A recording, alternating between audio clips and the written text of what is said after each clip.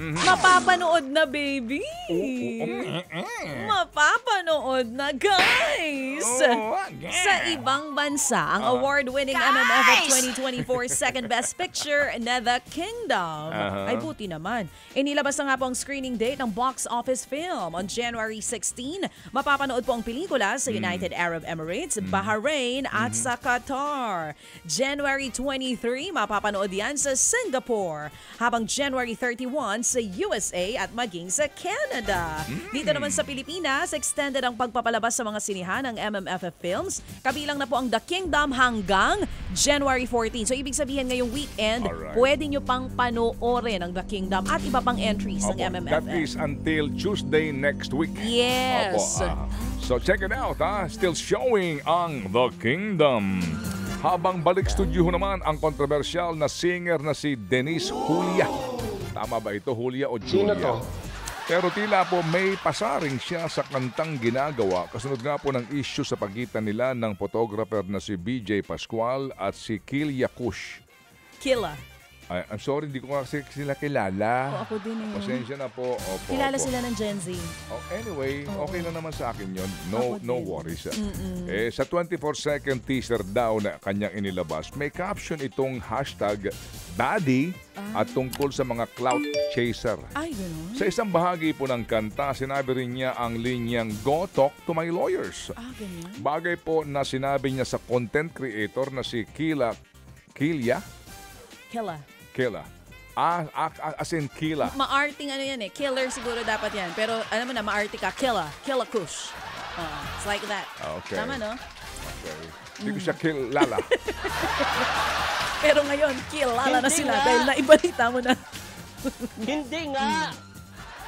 Tapos na? Hindi pa ako tapos. Sige, tuloy mo. Killa. Nang ilapag niya sa social media ang pag-uusap nila.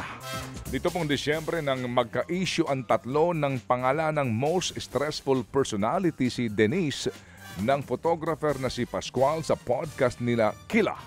Wala pang release date ang bagong single na hashtag baddie ng R&B singer.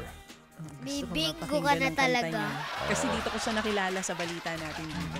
Basta ang hinahanap ko ang latest single ni Celeste Legaspi. Damputin na yan. Okay, tuloy muna. Ito na muna. Okay. Enjoy daw. Sa pagiging single, ang The Kingdom star at napakahusay na aktor na si Piolo Pascual.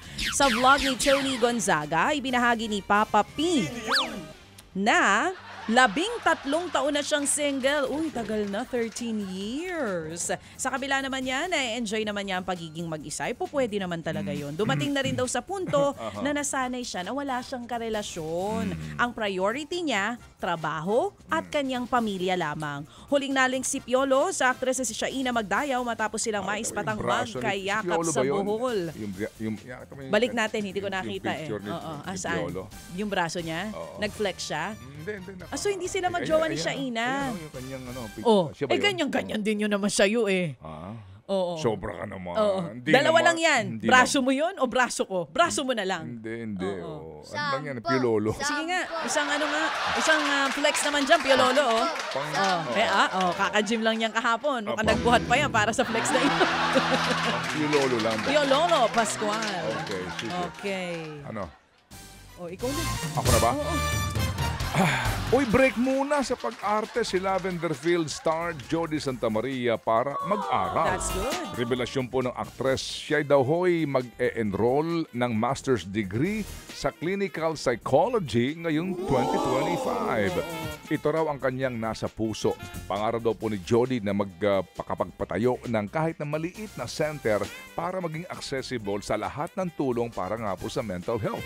Bago ang hiatus, busy nga po si Jody sa nalalapit na finale ng Lavender Fields ngayong buwan. Go, Jody! Dito po yan napapanood sa TV5. At pagkatapos nito mga kapatid, susunod ang isa pang magandang handog sa inyo ng TV5. Nature Garden. Hindi.